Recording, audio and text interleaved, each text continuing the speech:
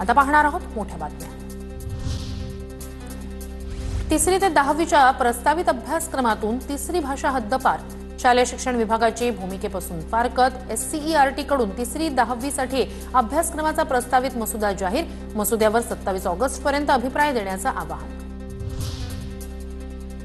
नागपूरमध्ये मुख्यमंत्री देवेंद्र फडणवीस यांच्या हस्ते क्षयरोग मुक्त मोहिमेचा शुभारंभ।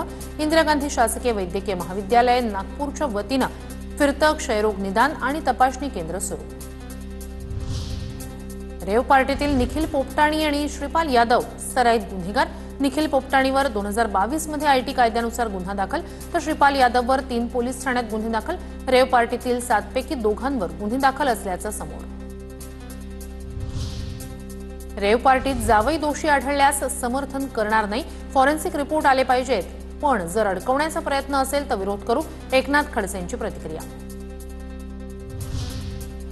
नागपूरच्या गोकुळपेठ भागात बेकायदेशीर हुक्का पार्लरवर पोलिसांची धाड। ऑपरेशन थंडर मोहिमेअंतर्गत पोलिसांची कारवाई। दोन्ही ठिकाणं सील करत हुक्क्याचं साहित्य पोलिसांकडून जप्त। कल्याण मारहाण प्रकरणातील आरोपीला ताब्यात द्या, धडा शिकवू। मनसे पाठोपाठ ठाकरेंच्या सेनेच्या दीपेश म्हात्रेंचा इशारा। वॉचमनला मारहाण केल्याप्रकरणी आज गोकुळ झाला कोर्टात हजर करणार।